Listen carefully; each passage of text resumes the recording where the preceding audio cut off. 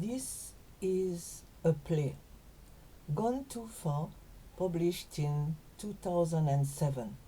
It's a British Nigerian comedy drama by Bola Agbaje, a Nigerian-born playwright born in England, premiered at the London Festival in 2013 as a film, before being released in 2014. And this is a contemporary British playwright of Nigerian descent. Agbaje places Nigerian ethics and philosophy at the center of the stage in a sensitive way, interweaving the social concerns of British society to demonstrate the invisible and unspeakable connection between the culture that coexist there. She has racked up an impressive number of awards for her debut play, Gone Too Far. Now, the film, that is the adaptation of the play, remains very close to it, and it takes up dialogues and characters as well as the settings of the play, a typical South London Peckham, dilapidated with graffiti everywhere on the walls and intimately linked to Nigerian immigration.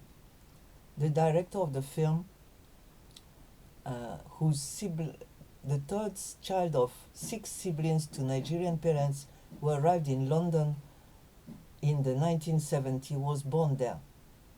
The film, which takes place on an afternoon and seems to be in a slow motion, follows 2 teenagers separated during the years of boarding school of the eldest in the country. It tells the story of their reunion and the discomfort it causes. The family, Nigerian, lives between their country of origin and the UK.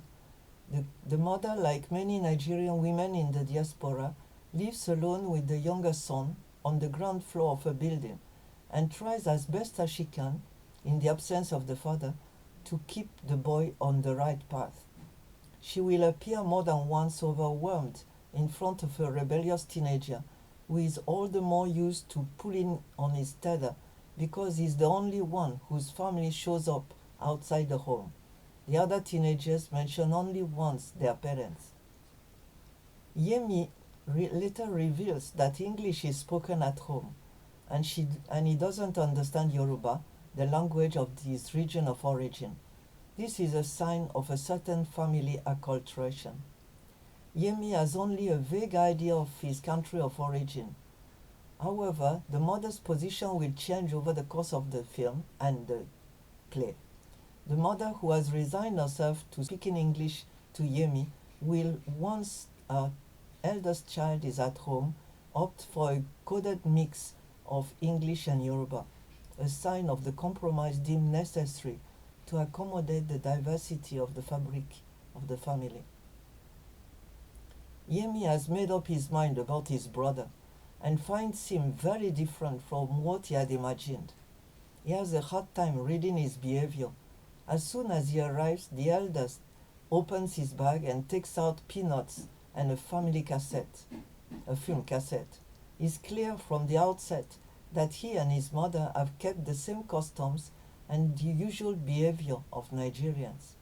For Yemi, who knows nothing about the country's habit and is unable to read them, there is a doubt.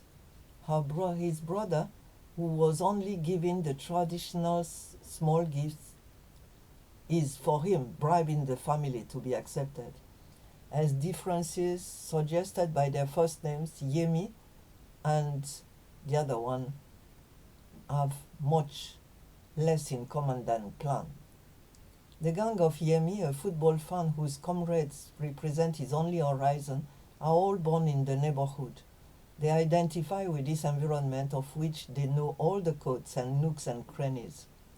While Yemi plays football with the other young people from the neighborhood under the admiring gaze of 2 girls, Amani is an Afro-Caribbean mixed race, and Paris, an African born in Belgium. We find in the film of the diaspora the didactic side assumed by Nollywood since the beginning. The streets, which until then have been a leisure place and a private preserve for Yemi, become a school of life, where the reversal of roles take place. The eldest, Initially embarrassed in a world that is totally foreign to him, soon to his brother and threatened by a gang of young people, quickly takes control of the situation and gradually sets himself up as a teacher and mentor.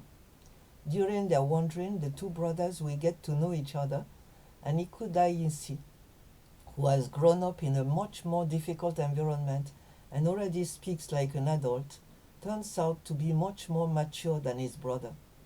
He explains how he spent his adolescence in boarding school, waiting for the mom to get her immigration papers, and concludes, "At least I know who I am, but you are ashamed of yourself and your language." He rebuffs him, reminds him of the need to go home after the errands are over, refuses to hang over to the neighborhood, lectures his younger brother about the need to know his language, and explains the meaning of his name.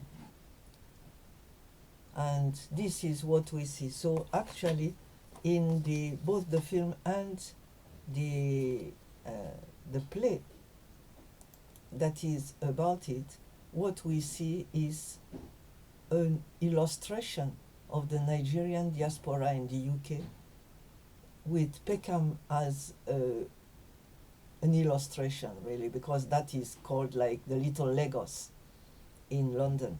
And what we see is a problem of identity, the discussion of who am I? What is my identity?